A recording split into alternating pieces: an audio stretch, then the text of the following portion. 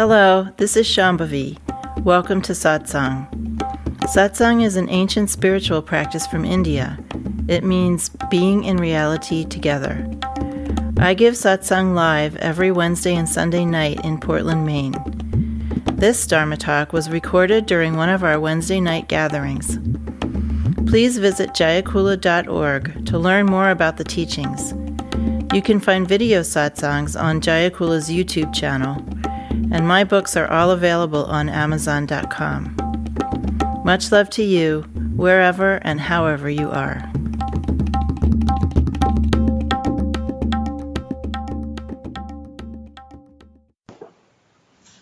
I was listening to yet another physicist talking about his vision of what physics was going to achieve, including thinking about ways to travel in space without fuel. And it occurred to me that Tantra is devotional physics.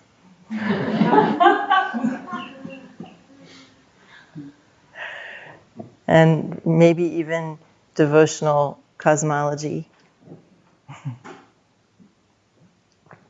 So the kind of working title of this talk is, if it's not religion, what is it?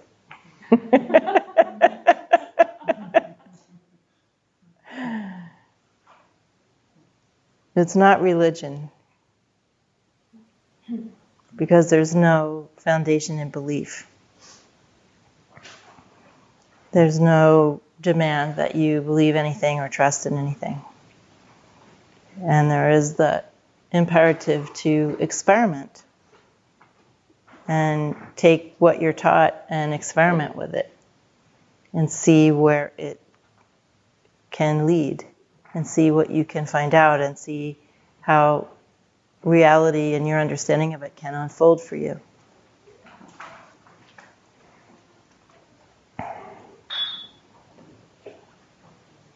And even though we have deities around, we'll have a lot of deities this weekend. We're talking about a lot of forms of Devi. So, there's no demand to believe in anything or trust in anything. And the deities are understood as embodied aspects of wisdom, embodied aspects of something to do with the more revealed form that lets us know something about our reality, more than with our ordinary sight. So when we contemplate deities or relate to deities in our practice, we're not relating to them as things to believe in, as beings to believe in. We're relating to them as beings or forms of wisdom to learn from. So when I was being taught, the deities were referred to as tutors. They're kind of, our tutors of reality. And of course, in Tantra, when we're relating to deities, we're relating to kind of congealed forms of wisdom that we want to discover in ourselves. We're not just relating to them as some wise beings out there that are going to, impart some knowledge to us. But we're relating to them as catalysts, just like an ordinary relationship with another human being would be a catalyst. When you have ordinary relationships with people, things happen. You're not just learning about people. Every relationship we have has some kind of effect on us. So it's the same with the deities, and the effect that we're looking to have when we're relating to deities is to realize in ourselves the same wisdom that they represent. Now this weekend, we're going to be looking at the 10 major forms of Devi, of Shakti, as aspects of consciousness that we can relate to learn about our capacity as human beings. So I used to call this a spiritual technology, but it really actually is a cosmology and a physics. I mean, spiritual technology is a little too loose. And because, first of all, we're learning about the fundamental nature of reality. And it's not a metaphor, it's not an analogy. We're actually getting in there with our own bodies and our own energy and our own mind and experiencing and learning directly from that base reality, just in the way a physicist would try to do in their clumsy way. So I really think that our job is much more like physicists and cosmologists. Cosmologists are engaged in thinking about and studying how things come and go, how worlds come and go, how they're born and how they die, and what the nature of universes is. And we are doing that too. But the difference is that we are embodying that cosmology.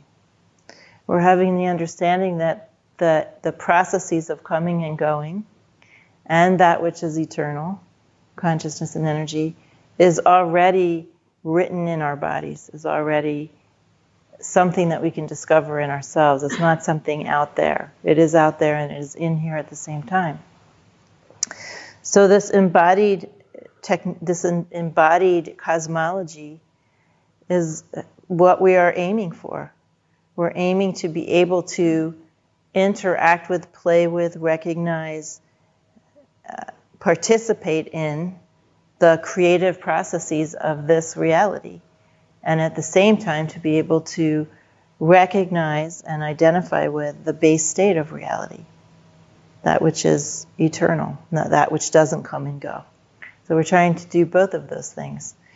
And the biggest difference is between Tantra or Trikashaivism and actual, Western commonplace physics and cosmology is, first of all, the recognition that consciousness is what everything is made out of. That hasn't yet been clearly established in conventional science. I mean, there are some scientists who think that that's the case.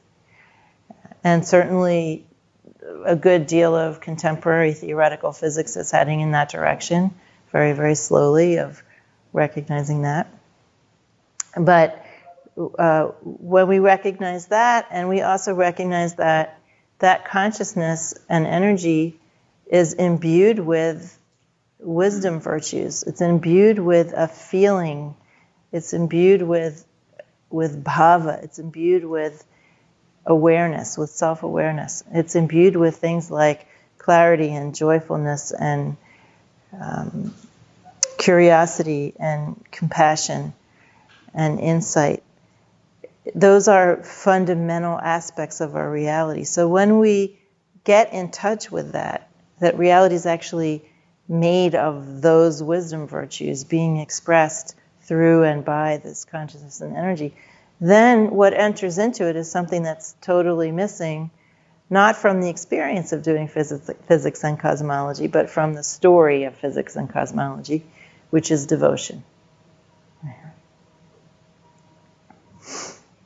Many physicists and cosmologists feel devotion, feel a sense of wonder. I mean, I hung around with a lot of them when I was a graduate student at Stanford. So I know that some of them felt wonder and devotion. And that's what was actually driving them. But they don't see that as being part of what they're studying. They think it's just sort of something that they're doing on their own, something that they're feeling as individuals, right? Whereas we recognize that those things are built into reality, and they are coming into a relationship of devotion and with an attitude of awe and wonder and curiosity is an inevitable result of doing this practice. It's absolutely inevitable. It doesn't matter where you start from. If you start from skepticism or doubt or wherever you start from, sort of more of a measuring, dry, categorical way of approaching things. There's many people who do spiritual practice who love to study all the categories of everything and try to organize everything into levels and types and genres of everything. And in fact, the tantric tradition gives you plenty of opportunity to do that if you want to. But it doesn't matter where someone starts from, they will end up in a state of devotion and wonder. Because that is the bhav of God. That is the bhav of this reality. And when you identify with that and recognize that you're continuous with that, that will happen. So that's why, as I started the talk by saying that I was listening to a physicist talk about, where he thought physics was going. And he was talking about space travel without fuel and stuff, and bending space-time and wormholes and stuff. And then I was thinking to myself that Tantra is devotional physics, and that it is also devotional cosmology. But it's devotional embodied cosmology. The cosmology is a part of who you are, of how you work. And this is really explicitly written into the sadhana that we do. So there's a whole line of sadhana, the purification practices like chakra shuddhi, bhuta shuddhi, and tattva shuddhi, where we are using our internal cosmos, made up of chakras and channels, to enact internally the process of demanifestation and manifestation. And there are many ways in which that process of experiencing the coming and going, the pulse of decreation and creation, is our gateway, is our road to this embodying that cosmology in our everyday lives. Right? Having more ability to express ourselves creatively, to be more expressive, and to bring that recognition and feeling of unconditioned consciousness into our everyday activities.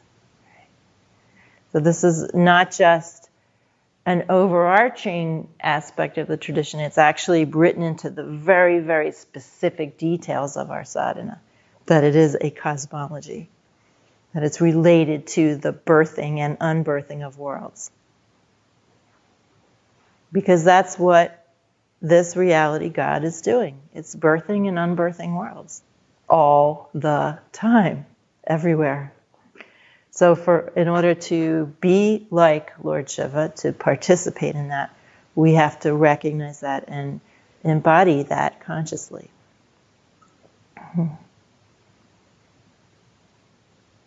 So for me, I think the most exciting thing about this whole process is how closely, in a nuts and bolts sense, how closely we work with and how close we get to just getting our hands into nature and working with that in ourselves and in our circumstances. Feeling how nature is responding, getting into that conversation with nature in a very practical way.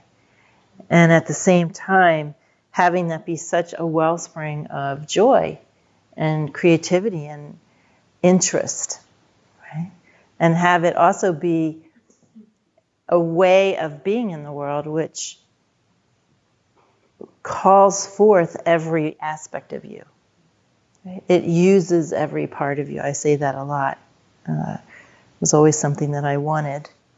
And of course, if the cosmology is written into you and you are that, and you're participating, of course there's no longer anything left out.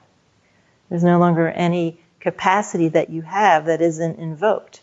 There is no intelligence that you're getting to put on the shelf. Right?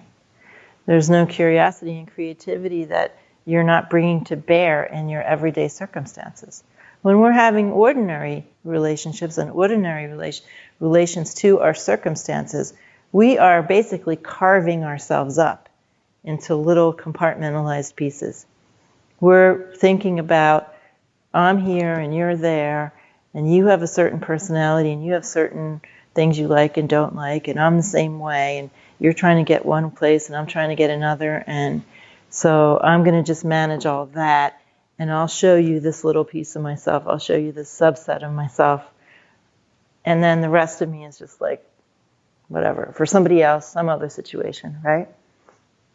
But if every time you're in life, you're relating to people and you're relating to circumstances, you're actually experiencing it as this cosmological process where there's energy to relate to and this primordial intelligence to relate to, and these more subtle aspects of coming and going to relate to, and these many, many, many layers of how people manifest to relate to, then every single circumstance becomes like, this incredible banquet, this incredible stage. You could say it many, many different ways, where you can be relating to it, the most ordinary situation, with everything that you've got, all your intelligence, all your creativity, all your devotion, all your love, all your compassion, all your clarity, even if it's just, checking out at the grocery store.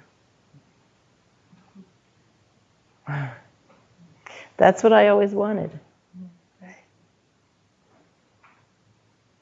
So life becomes very unboring. Embodied cosmology to me means that you are participating in the alive wisdom of the cosmos.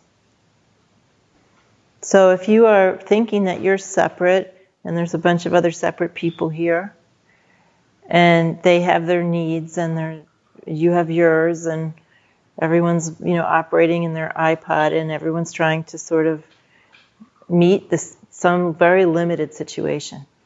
You're trying to meet another person in a very limited way. And most of it's just up in your head. But if you are being aware of, first of all, the synchronicity between inside and outside, and at least some of the bigger stage that you're really operating in, that first of all, this person or people or situation showing up in front of you are communications from that alive awareness. And you're relating to it that way, and your senses are more open, and you can feel more subtle flows happening, and you're getting more information because your mind is more open, and you're just operating in a much bigger stage. You're operating on a cosmological stage rather than this little chessboard with a bunch of iPods running around on it, right? Little individual wrapped up beings. So there's just a much bigger, richer stage to operate on. It's so much more fun. Right? That is the meaning of yoga. Right? It's kind of funny that you go to a yoga class and the 21-year-old instructor says, close your eyes and go inside. We do that all the time. Right? Yoga means union, and it means union with everything. And when you feel a sense of continuity or union, then your cosmos gets a lot bigger, and every ordinary situation becomes unordinary on a certain level. So that's what it means that this is a practice of devotional embodied cosmology. Because a devotion just comes with understanding. When you begin to understand more of the cosmos through your own senses, because you've relaxed your senses in your practice, then devotion just naturally arises. So it's inescapable that devotion arises. When you understand that everything is an upsurge of that alive reality, that cosmos, your relationship to whatever is happening completely changes. Because it's no longer like you against them, or them against you, whatever your orientation is. It's all a communication. It's all something that's being expressed. And you can relate to it more like when you're at the theater, right? When you're at the theater, you're trying to figure out what is the writer trying to say, with the way that the characters are and the staging and the costumes and the script and everything. What is actually being said here? Right? You realize that there's some overarching kind of communication happening. And that's what's actually happening everywhere all the time. That's why the metaphor of the stage, of the drama, is so important in Trika Shaivism. There's books on the dramatic arts that were written by Abhinavagupta, for instance. He was really interested in the drama because it relates so much to what is really going on here. So the fact that it's not a religion does not mean that it's not devotional. And I think that's something very important to realize, that the fact that it's not a religion or a belief doesn't mean that there aren't deities. Because there are many kinds of beings here.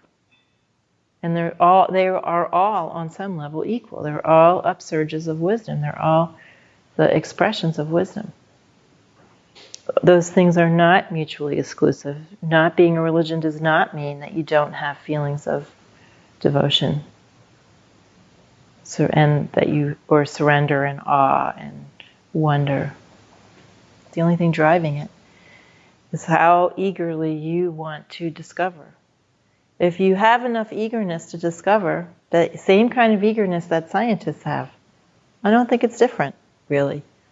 I just think they have a different worldview. But I think it's the same kind of eagerness to find out. I mean, we're here. And eventually that eagerness will overcome all of your tensions of small I, all of your self-defensiveness. It will eventually overrun it, your eagerness to know. The kind of exploratory interestedness that a scientist has, that a cosmologist has, or a physicist has. But imbued with this incredible feeling of devotion and gratitude and, all kinds of those kinds of emotions or feelings. But they're so refined, it's hard to even call them emotions. But eventually that is what overruns your small sense of self. We have lots of different stages in spiritual practice. And a lot of us just trying to feel less tension or trying to get out of pain. Right? There's a lot of that happening. Or just trying to be more functional in the world, or more relaxed, or discover a little bit more about what's going on. Those are all things that keep people doing practice. But in the end, it is really something much bigger than that. Okay. It's this overriding desire to know what's happening and what's here and who you are in that cosmological sense, in that bigger sense. And that's the same impulse as in physics and a lot of other kinds of sciences, right? We just have better tools. We have more effective tools. But if they eventually discover that consciousness is really at the root of it all, it'll be interesting to see what they do with that. Break it up into little pieces and see what it's made of.